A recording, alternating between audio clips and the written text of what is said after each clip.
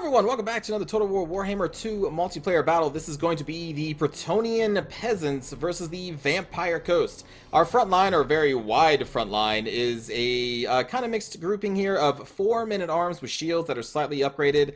The upgraded, I just had some money left over. It does boost their leadership, so they will stay in the fight a little bit longer, and their stats up by a tiny bit. But yes, we got 4 of those intermixed in this line, and then we also have 4 groups of foot squires to basically kind of chew through the you know, hordes and hordes of zombies, but mainly, hopefully, to do some damage to any depth guard that the enemy may have. That's what I brought those for. In the second line, we have 4 men-at-arms, well, I'm sorry, 3 men-at-arms with pole arms, and then the renowned unit of the foot squires, the beast slayers of Bastogne, which I think are a very good, solid unit for the Bretonnian peasants, especially, or Bretonnian army, especially if you want to do like a peasant-focused army, because I think technically foot squires aren't exactly knights yet, so I count them and the renowned units as a peasant army. Anyways, so we also have, you know, 4 anti-large units here in the second line, and then we have only 2 groups of peasant bowmen. I didn't want to go heavy on the bowmen because then you have to protect them, and I hate protecting them. And then we also have 3 mounted yeomen, 1 deployed with the army, and then 2 in a vanguard deployment there and there in the corners. Listen, I know what you're thinking. Mounted yeomen are one of the worst units in the game, and you're right. But if you want to run a peasant army, you can't really run knights at all. So we're running triple mounted yeomen. And against the Vampire Coast, maybe not the worst, because, you know, their squishy bits, like their deck gunners and cannons and all that stuff, they suck. You know, they're absolutely terrible. So you don't really need a powerful knight to destroy their very squishy ranged units. So mounted yeomen may actually kind of work here, and they even also have shields. But yeah, so we got 3 of those. When was the last time you saw mounted yeomen in any kind of army? Actually, there's still more to cover. And then for the main part of our army here, we have the Fey Enchantress with her healing spells and all of her abilities and knickknacks, including the Chalice and the ability to upgrade someone's attack by, what, 44, I believe. Then we're running double Paladins with her in 1 grouping. So the Paladins come with the Bodyguard aura, and they are also anti-large and fairly cheap for what they do. And so to get the Bodyguard aura on another, like, it can't bodyguard itself. So to get another bodyguard on a paladin, you have to run another paladin. So to make this kind of hero group as tanky as possible, with the bodyguard of the paladin trait, the Fey Enchantress is up to a 38% physical resistance, which is pretty high. That's fairly high. And then the paladins themselves have an 18% physical resistance because they're technically bodyguarding each other. And again, they bring anti-large. It's not armor focused necessarily, but it is still a decent amount of armor penetration damage on this. And it gives them a bonus of I think, plus 12 to large. So their chance to hit large targets are not the worst. They're also very mobile on the horses, so I'm trying this little hero goon squad that kind of protects each other, basically. So that is my army. For the Vampire Coast, we have a front line with the zombie pirate deckhand mobs. Solid choice against Bretonnia, I think. There are, what, 6 of them up here. We have a couple of the pole arms. Actually, no, we don't. Sorry, the only pole arm unit we have is a group of depth guard with pole arms. And then we have 1 normal depth guard with a double axis, which can just chew through all my infantry so easily. It's a very scary unit for this particular peasant build. And then we have triple mortars that this person is running as well. So that's also a very good anti-peasant build. Because the mortars do exceptionally well at killing even foot squires and everything basically that I brought here. So no cannons from them. Then we also have Count Noctilus on top of his mighty steed with the undead Necrofex? I always forget what these things are called. I think it's Necrofex. The undead ship thingy. Then in the back here we have 3 groups of deck gunners. So 2 normal ones and then the renowned unit, which shoots the cool looking bullets, and they're also magical damage. And then we also have 2 basic zombie pirate gunnery mobs on the flanks. I think these are just the pistols. Yeah, they brought the pistol variants, which again, very good against a peasant build because you don't really need handguns to shoot down peasants. Pistols will suffice. Let's get this fight started. So, over the course of this battle, you're going to notice that this mounted yeoman is kind of going over here, and then kind of going back, and then going over here, going back. That's because when it's going over here, I think I'm selecting this group and ordering them to move forward. Because my camera was like this, I was more concerned with what the enemy army was doing, and I wasn't looking at mine. And I was just idly, accidentally pressing this unit's hotkey, thinking it was my leadership. So you're going to notice my leadership is going to be back here for a little while until I get my mounted yeoman into these deck gunners. And then I realized, like, oh crap, my leadership is way back here because I was pressing the wrong key. Because I hotkey all of my units. It's the easiest way to, you know, maneuver your army. And I mis-hotkeyed my ally, or my hero squad this time. But anyway, the mounted yeomen are going to get into these mortars and try to get into the deck gunners because they could do decent damage to these mortar units, which only have a 6 melee defense. Unluckily, though, the death guard with pole arms are going to respawn. I thought I was going to have the Fey Enchantress up here by now to heal these mounted yeomen to try and keep them in the fight a little bit longer. But I did not, because they are still back there. They will be moving soon. Meanwhile, my front line is meeting up with the zombie units, and the men-at-arms with shields should trade in okay against the zombie pirate deckhand mobs. These foot squires, though, they're going to actually take kind of a beating to these gunners and to just these zombie pirates as well. The foot squires are not really actually made to kill weak shaft like this, but I needed to bring them, I felt like, to try and counteract the depth guard, which again, they do have one of these units. So these two mounted yeomen have already routed by the time that my leadership actually gets to the fight, but we're going to run these straight up the middle, and the Fey Enchantress does do magical damage, so I want her on these Shade Wraith gunners and try and do her magical damage on them because they rely on their physical resistance, so we're going to try and counteract that by killing them with the Fey Enchantress and her little hero bodyguards there. You can see that they're already targeting my Peasant Bowman. This Peasant Bowman is going to be chased for a while by these zombie pirates. I think another one's going to be summoned by Noctilus to continue to chase them for a little bit. Meanwhile, the mounted yeomen are going to keep coming back, routing, coming back, routing. Here's our third group of mounted yeomen that kind of got stuck on these zombie pirates. I meant to try and run them around, but they got stuck a little bit here. But I finally got them wrapped around. We're trying to, again, just focus on killing these deck gunners. You can see a rear charge here. This mounted yeoman was trying to keep these death guard with full arms busy so that this one could kill the deck guard. Unfortunately, they routed really fast, which is not a surprise. They are just mounted yeomen after all. But the Fey Enchantress and her hero squad is doing a whole massive amount of damage to these Shade Wraith gunners, which is really good. And again, they are protecting each other, so they're going to take a little bit of less damage than you think they should. Because especially the Fey Enchantress with her almost 40% physical resistance with those bodyguard buffs of the Paladins. Too bad they don't stack though, huh? 2 Paladins giving each 18% to her, that would be broken. Anyway, we're going to summon our first chalice spell here because I noticed that we were surrounded by these Death Guard and I really want to try and kill them. But unfortunately, the enemy, I think, notices the chalice being summoned, so they kind of move them away a little bit, so we don't really get as much damage done to the Death Guard as I wanted. Meanwhile, the Death Guard with pole arms just back here continually just trying to chase off these mounted yeomen. You know, let's give it up to the yeomen, though. These are just peasants on horses, and there's only 12 units left, and they're barely alive. But yet they still come back from routing to charge once again. Like, that's, like, you know, like, give it up to the mounted yeomen. They nearly fall to the last right here, which is kind of insane. I was not expecting them to come back from routing as much as they did, but they're going to get back into the Death Guard again, just trying to keep these units as busy as possible because they can do so much damage. So the Death Guard, or I'm sorry, my mounted yeomen are suiciding themselves against the Death Guard, but they're doing such a good job for Petonia, and I am just so happy with them. The Beast Slayers of Bastan are supposed to be up in here trying to kill Noctilus, but we got stopped by these zombie pirate deckhands, so we just kind of have to fight our way through, and they're doing a very good job at that. A little slow, but they didn't really take too much damage, which is good. So you can see that some of these zombies are finally dead, so we can start to try and get some penetration in their lines, but unfortunately, Noctilus does have the summon and his item that summons even more, so he summons even more on these foot squires, so they have to shoot through even more shaft back here. Meanwhile, the mounted yeoman coming back again, this time with only 9 models left to the unit. They're fighting to the bitter end, which is so shocking to see mounted yeomen fighting to the bit. Like, they're basically like high elves at this point. They just refuse to rout forever, or dwarves, whichever way you want to put it. But with the help of the mounted yeomen, we have kind of shut down their 3 mortars for a long time and kept their deck gunners from firing. And now you can see I have a paladin into these deck gunners. We're getting the rest of the hero squad over there because we can't have any of these separate. The whole goal of this is to keep all 3 of these in a tight-knit group so they each benefit from each other's buffs. Well, mainly the paladins benefit from each other. There's really no buffs that the Fey Enchantress is giving them necessarily. But we need to keep them running in a concise, nice group. So whenever one gets separated, the others will be following. Also, we need to kind of get away from these Death Guard or pole arms. We don't really have any more units to keep them busy.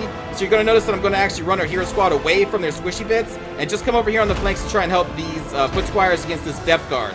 The Death Guard has been kind of giving me some problems. They have 67 kills. We need to shut them down. And our hero squad has the capabilities of doing that, especially with the help of these foot squires here. So we're going to assist the foot squires. We're going to try and pin down these Death Guard with any units nearby, which means the Beast Slayers. We're actually going to have to Noctilus, but these men-at-arms are finally broken through the lines. They're going to try and get into these Death Guard as well. Mounted Yeomen again, routing. They have 14 models left. I think at this point, my other 2 Mounted Yeomen are gone. But, like, still, they fought to the bitter end, which, so much work was done with those mounted yeomen that I was not expecting. But they kept a lot of the mortars and deck gunners busy throughout the entire battle. And hell, they came back again.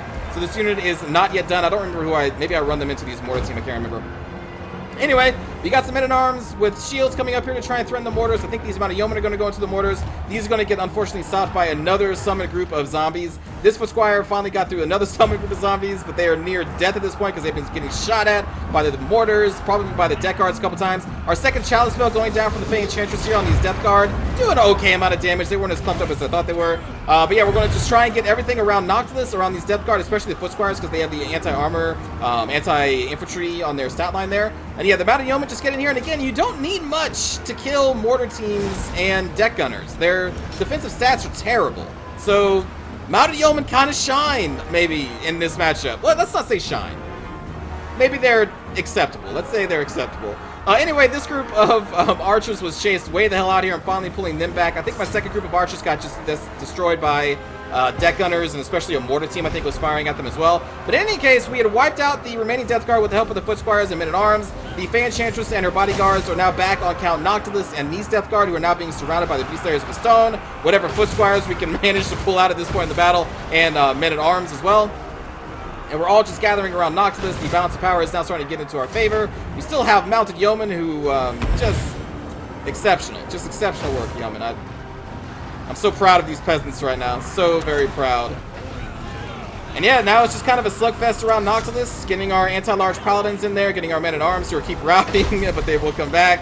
But especially like the Beast Slayers of the Stone are the ones kind of doing the work here at this point against these Death Guard and the Count Noctilus. These men-at-arms finally breaking through the other unit of summoned zombies, and that is going to be a GG. The Bretonnian Peasants, led by the Fey Enchantress and her elite bodyguard of double paladins, managed to destroy the Vampire Coast this time. So good game to Revival. The mounted yeomen, not many kills except for this one, got 33, but still they kept the deck gunners and mortar teams busy for so very long. I'm very proud with what they did in this battle. The men-at-arms with swords, men-at-arms with shields, I think did actually really well too. I mean, they probably should because they were fighting mostly zombies, and zombies aren't the best unit in the game, so I expected them to do fairly well. I think they trade pretty good. The men-at-arms did not get too many kills because they were only brought to counter, crabs, Mourngulls, Noctilus on the mount, just big creatures in general. They were not really, I didn't bring them to kill a bunch of zombies, but that's kind of eventually what they had to do because there wasn't really any large units for them to fight except for Noctilus himself, including the Beast Slayers of the Stone, but they still netted 100 kills in those basic zombies and still had enough oomph to take it to Noctilus and his Death Guard, the Polearm Bodyguard. Who else shined? The Foot Squires got a ton of kills, but again, they're fighting. They're honestly, they're kind of wasted against all of those zombies. But I felt like in a peasant build, I'm not going to have the knights to kind of carry me through the Death Guard by like rear charging or just charging even in their, just straight on. Like, I didn't have that. So I had to have some kind of oomph. So that's why I brought 4 of them, because I needed something to kill Death Guard in case they went heavy on the Death Guard. Because men-at-arms with shields are not going to do it. They're just going to get murdered. So I had to kind of overcommit. And again, they're not really made to fight zombies, but they ended up kind of fighting just a bunch of zombies. And not their ideal matchup, but I needed to bring them in a peasant build. And then that's it. The archers didn't really honestly do too much. I didn't really invest too much in their protection nor in microing them. Honestly, I probably would just cut them out. But I don't know. I felt like I needed some kind of ranged threat against deck gunners and gunners in general and all those squishy bits. But the enemy did a really good job at targeting one of them until they shattered or routed. And then the other one was chased off by a bunch of summoned zombies. And again, I didn't really commit much. I could have probably threw some mounted yeomen to save them. But honestly, I was more concerned about micromanaging my melee forces and my hero squad. These were just kind of like an afterthought, which they probably shouldn't be. Bretonnian archers are pretty solid for their price, especially if you get like the fire or poison ones. But again, this army wasn't really focused on that aspect of the Bretonnian peasants. But anyway, enough rambling for me. Let's go watch a cinematic view of the peasant army. Bretonnian peasants. I think my foot squires get targeted here pretty hard.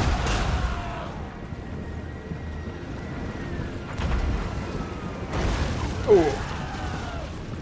That's not what you want to see.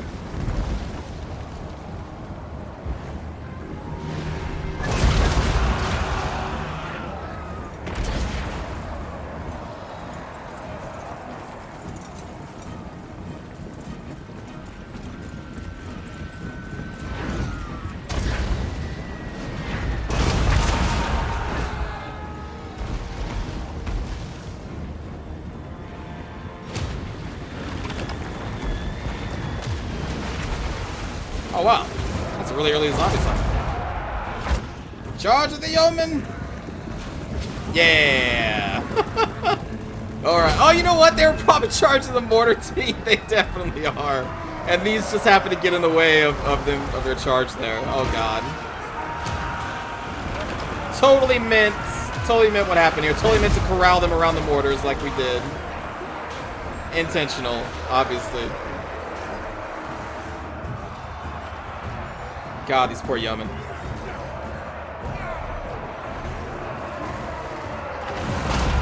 Oh.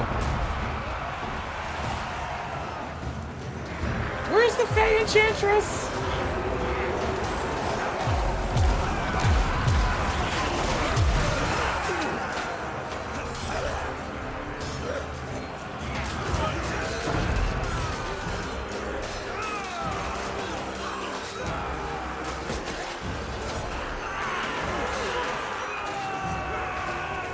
There she is.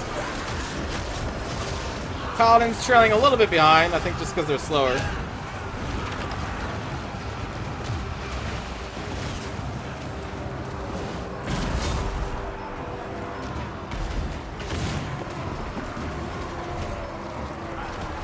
Just a little bit slower.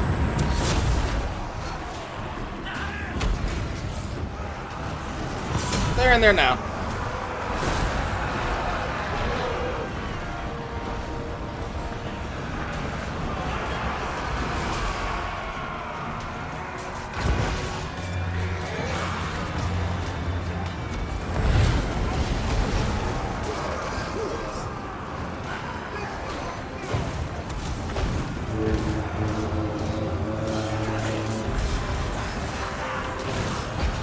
Those yeomen did so much work.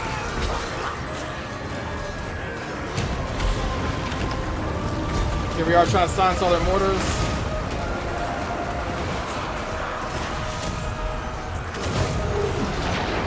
And I think they probably routed as soon as they got there. Way to go, peasants. Way to go.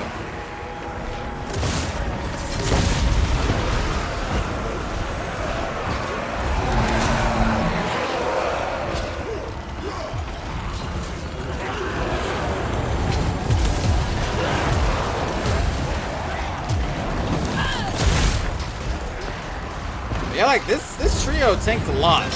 Granted, they weren't fighting like the Death Guard with pole arms for that long. They're really just fighting a bunch of chaff and Noctilus shooting into them. So they didn't really... They weren't in any real danger for most of this.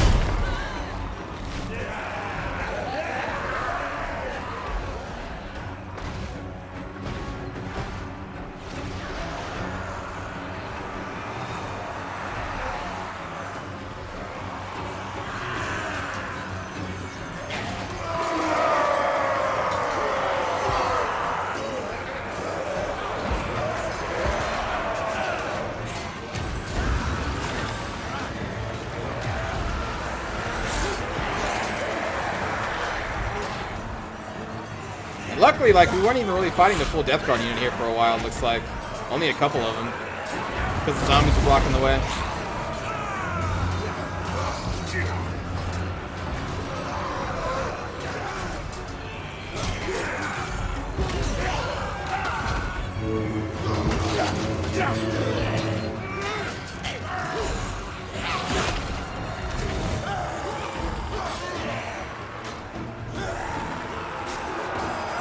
Oliven!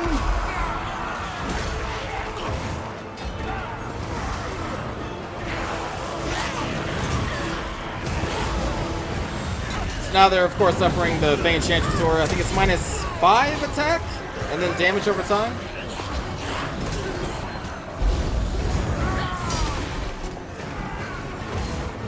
Their fate is sealed.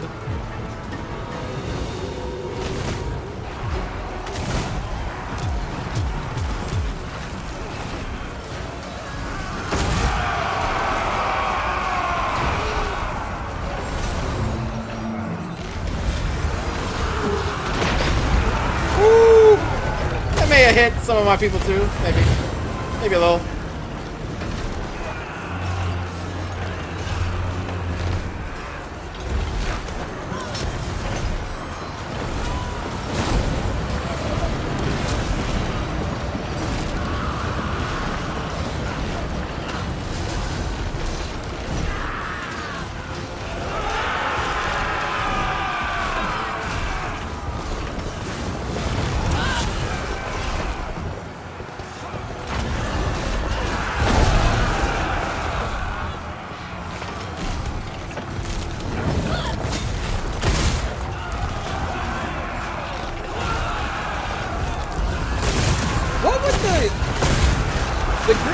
With the bodyguard aura, what would he be up to?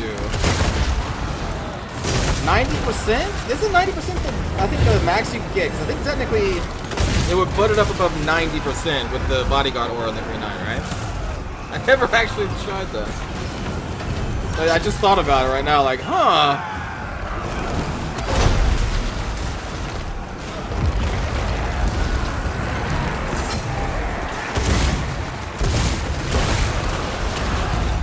There we go. So that's gonna do it for. You know what? I need to look. While I'm thinking about it right now.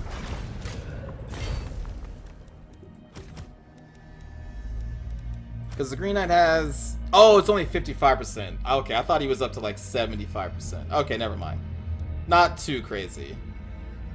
Not too crazy. Anyway, that's going to do it for this episode, everybody. But I don't know, maybe running a Paladin with a Green Knight and another Paladin so they have each other's bodyguard's aura. I don't know. That may just be dumb. But fun. I will see you all next time, everybody. Take care.